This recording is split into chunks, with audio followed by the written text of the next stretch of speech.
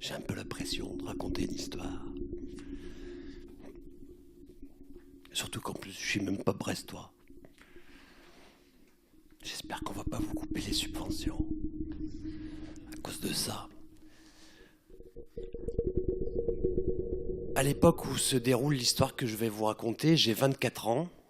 J'ai fait des études dans l'audiovisuel et quelques petites études en anthropologie. J'ai pas beaucoup d'expérience professionnelle et je rêve d'aventures, de voyages, d'ailleurs, d'autres, de partir sur des tournages de documentaires anthropologiques. Mais j'ai aucun réseau. Quand même, un copain, un jour, m'envoie un message et me dit il y a une boîte de prod à Paris qui cherche un preneur de son pour partir à l'étranger pour faire un film sur les pêcheurs, je crois, mais tiens les contacts, appelle-les. J'appelle, on me propose de me rendre à un entretien. J'y vais à Paris, une boîte de production. Je me trouve devant un réalisateur et le régisseur qui m'expliquent qu'ils préparent un départ de tournage pour le Bangladesh d'ici 3 semaines et qu'effectivement, il leur faut un preneur de son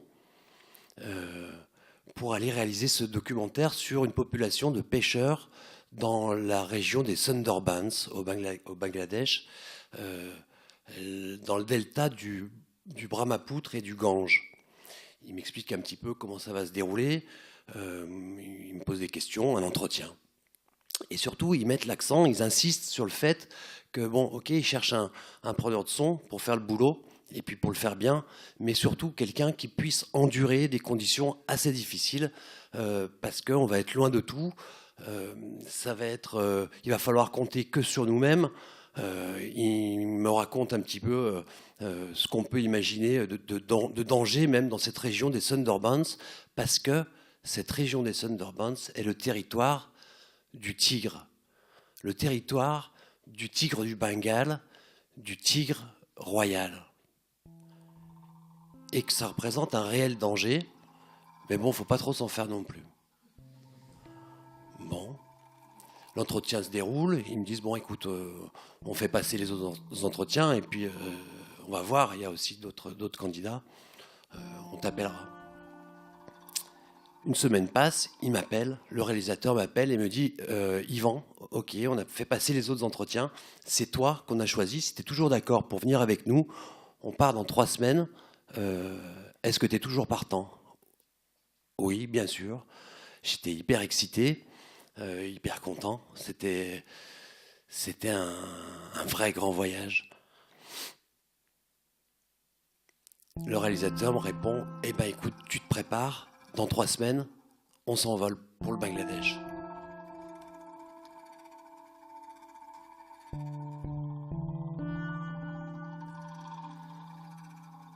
Pendant les 3 semaines qui précèdent le départ, je suis hyper excité, mais c'est aussi des flips qui grimpent en moi, des angoisses, des peurs.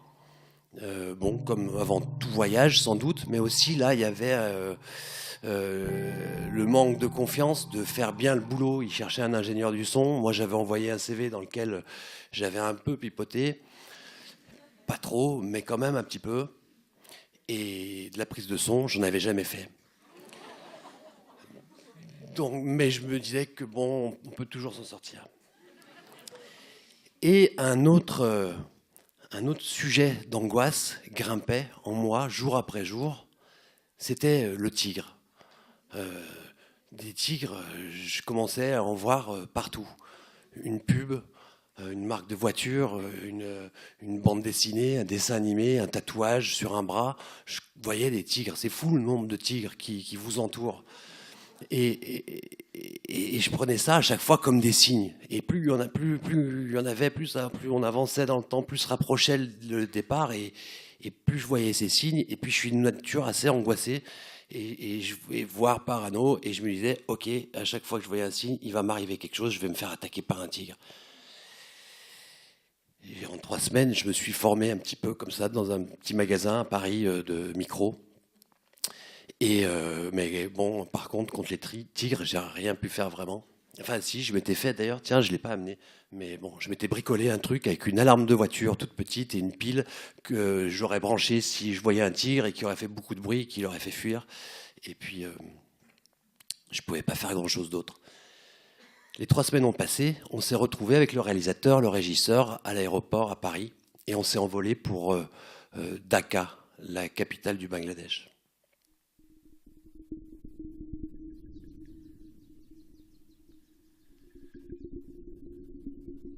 À Dhaka, on n'est pas resté très longtemps. On a vite pris un taxi brousse, un petit bus, des pistes, un petit bateau, puis une autre voiture, puis un autre petit bateau. Et en une trentaine d'heures, on est arrivé, on a rejoint assez profond dans la région des Sundarbans la population de pêcheurs qui allait être le sujet de notre documentaire. C'était un paysage de Bolon. Si on regarde une carte des Sundarbans, c'est vraiment des griffes, enfin un labyrinthe de bolons, de mangroves, de petits bras de fleuves, de petits bras de mer. Et c'est là que vivent cette population de pêcheurs. Ils vivent sur des bateaux qui sont des grandes pirogues en bois. Ils sont 2 ou 3 par pirogue. Et il y avait, avec nous en tout cas, on est resté avec 4 pirogues. Et sur ces pirogues, il y a des petits habitacles dans lesquels se trouve une loutre sur chaque bateau, ou 2 loutres.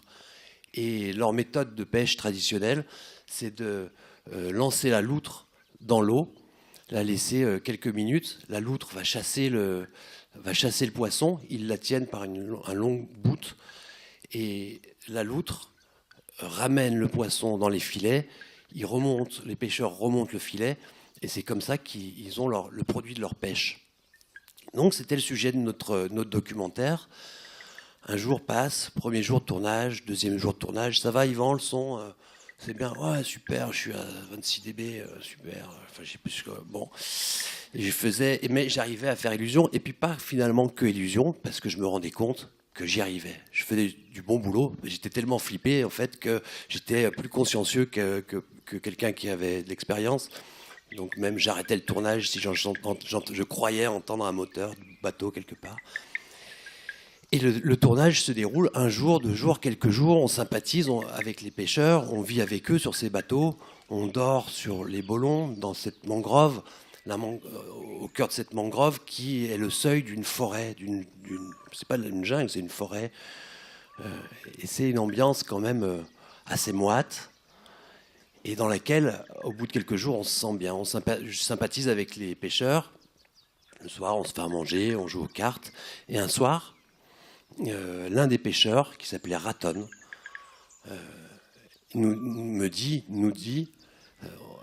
dit au traducteur, en fait, un jeune Bengali qui s'appelait Sonny, qui était très sympa. Le pêcheur dit on va aller se baigner dans un petit lac d'eau douce dans la forêt, à une dizaine de minutes d'ici, enfin pas très loin, parce que dans le Brahmapoutre, l'eau est saumâtre et on ne peut pas se baigner. Donc on décide, il me demande si je veux venir avec eux, je dis ben oui, et on part. On débarque du bateau et on se met à marcher dans la forêt. Il faisait nuit, c'était calme, on était tous très détendus, on était tous en sari, une serviette sur l'épaule, il y avait un bloc de savon dans l'autre, et on marchait les uns derrière les autres sur un sentier qui n'était même pas vraiment tracé, très serré. On était 8 ou 9, et devant, en tête, c'était un pêcheur un peu plus vieux, avec une courte barbe grise, qui avait pris le devant et qui connaissait le chemin. Et on marche.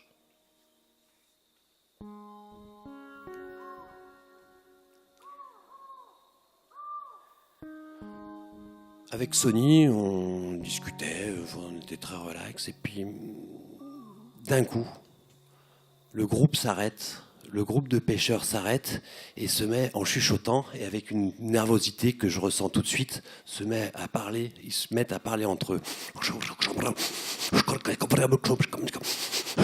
Moi, je comprends rien, je sens qu'il se passe quelque chose, je demande à Sonny de me traduire, et puis surtout, comme eux, et là, m'emplit une odeur ambrée, une odeur forte, une de ces odeurs qui sentent pas bon, mais qu'on aime quand même. Et puis c'était une odeur de fauve, comme les odeurs telles qu'on les sent quand on va au zoo. Avec cette odeur qui m'emplissait, c'était toutes les peurs d'avant le départ qui remontaient. La peur se lisait aussi sur le visage des gens d'ici, sur la tête des pêcheurs qui arrêtaient de parler et étaient hyper vigilants pour essayer de déceler où se trouvait le tigre. Peut-être juste là, derrière vous, monsieur, faites attention. Ou peut-être juste derrière un arbre ici, peut-être à 2 mètres, derrière nous, devant nous. Difficile de dire. En tout cas, cette odeur-là signifiait que le tigre n'était pas loin. Peut-être qu'il nous regardait, peut-être qu'il attendait de pouvoir surgir.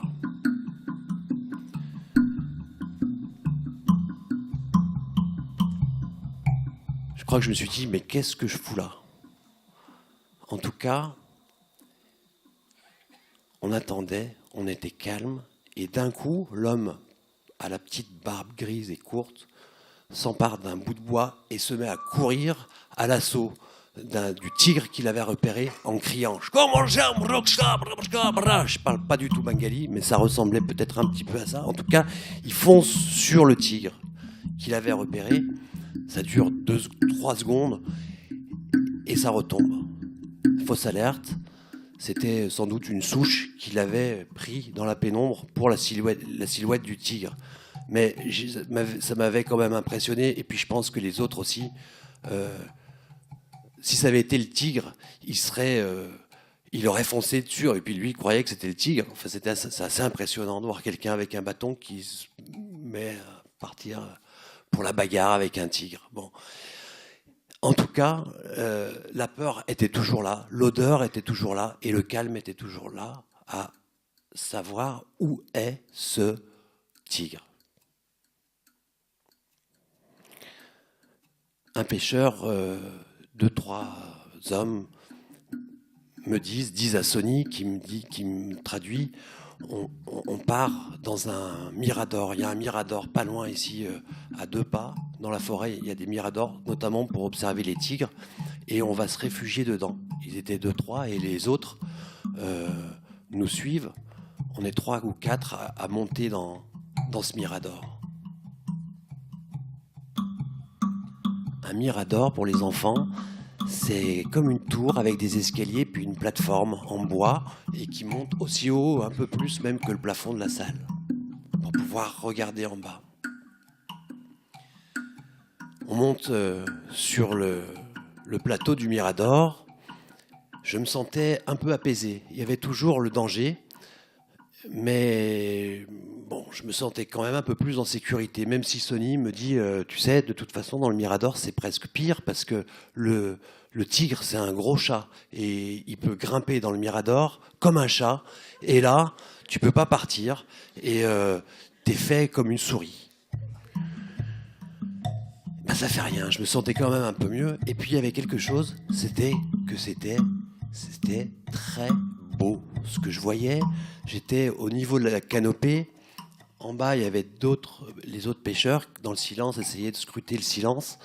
Et je distinguais un petit peu plus loin, je voyais un petit bout d'un lac, sans doute dans lequel on devait aller se baigner. Et puis, ça a duré assez longtemps, dans le silence, pour savoir où se trouvait ce tigre. Et puis à attendre, il ne fallait pas qu'on bouge. J'avais un peu envie, je crois, de voir dans la nuit, éclairée par la lune, la silhouette d'un tigre qui viendrait s'abreuver au bord de ce petit lac. Je crois que la sensation de beauté, peut-être, avait pris le dessus sur la peur.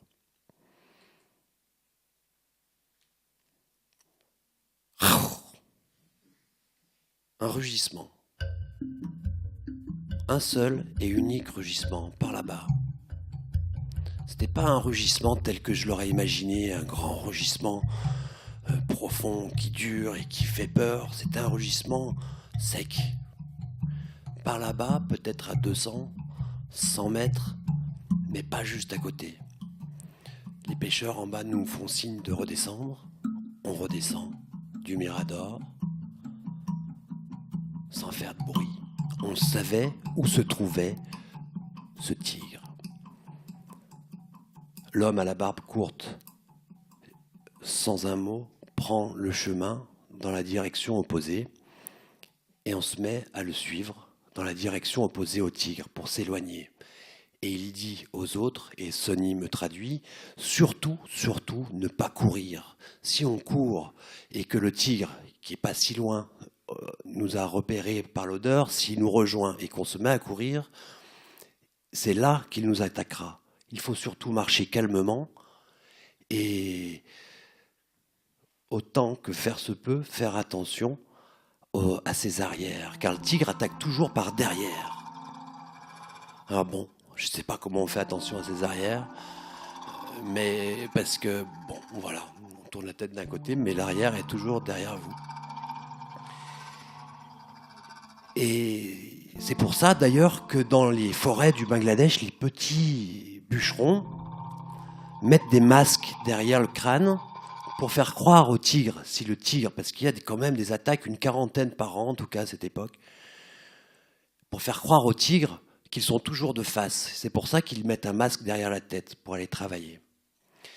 Et donc on marche, on prend le chemin du retour, on marche très calmement, tout le monde semblait être concentré sur son propre pas, sans trop réfléchir, et juste dans cette cadence tranquille, Sonny me chuchote. Tu sais, de toute façon, Yvan, si jamais ils doivent, je connais pas l'accent bengali, mais si le tigre doit manger quelqu'un, bah, ça sera sûrement toi parce que tu es plus gros que nous. Et il était marrant, bon, ça m'avait fait un peu sourire peut-être, mais peut-être pas trop non plus. Et on avait continué à marcher. Et pas à pas, on a rejoint les bords du fleuve, on a rejoint les bateaux, on est monté à bord, on a raconté ce qui nous était arrivé au reste des pêcheurs et à l'équipe, le réalisateur qui était resté à bord. On a raconté ça, puis il était temps d'aller dormir. On a passé la nuit. Le lendemain, le matin, on est allé continuer notre tournage et sur les bords du fleuve, dans la vase, profondément marqué, une empreinte de tigre, une grosse patte marquée dans la vase. Et donc on s'est dit que peut-être, sans doute, c'était le tigre qu'on avait entendu et qu'on avait senti et qui nous avait fait peur, mais qu'on n'avait pas vu. On a continué notre tournage. Ça a duré 10 jours, 15 jours. Et puis, bon, c'était plein de souvenirs et de rencontres. Et est venu le moment où il a fallu dire au revoir aux pêcheurs, à Raton, au vieux pêcheur à la petite barbe grise et courte, dire au revoir à Sonny. On savait qu'on se reverrait sans doute jamais. Et on est reparti. On a repris un petit bateau, on a repris une voiture, on a repris un autre bateau. Et on est rentré à Dhaka. Et à Dhaka, on a pris notre avion, on est rentré à Paris.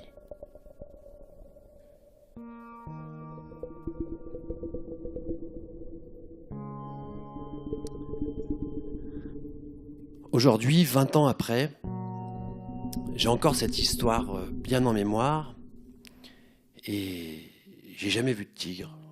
Enfin, j'en vois encore sur des paquets de céréales le matin quand je prends des Frosties. J'ai jamais vu de tigre, mais quand j'y repense, je me dis que la situation qu'on a vécue, et peut-être moi, plus encore que ces pêcheurs qui vivent dans cet environnement, j'ai senti que je puisais en moi dans cette peur, mais en même temps dans cette clairvoyance, cette nécessité d'être clairvoyant et efficace sans doute dans le comportement et dans les réactions, qu'il y avait quelque chose d'assez animal, très instinctif, que ce soit pour affronter ou pour fuir. Je pense que ça aurait sans doute été pour fuir, mais il y avait quelque chose de l'ordre d'un animal en proie à un prédateur, et c'est quelque chose à ressentir très troublant, parce qu'on n'est pas éduqué à ça. Au contraire, on est déséduqué à ça. Là, face à un tigre, il n'était plus possible de négocier, ou il n'était plus histoire de social ou de culture ou d'éducation. C'était tout ce que je pouvais faire, c'était de puiser dans l'instinct. Et c'est d'autant plus troublant de savoir que tous ici, on a ça en nous, et puis que peut-être c'est le ressort de relations, parfois, de violence, de peur, de stratégies qui ne sont pas apprises.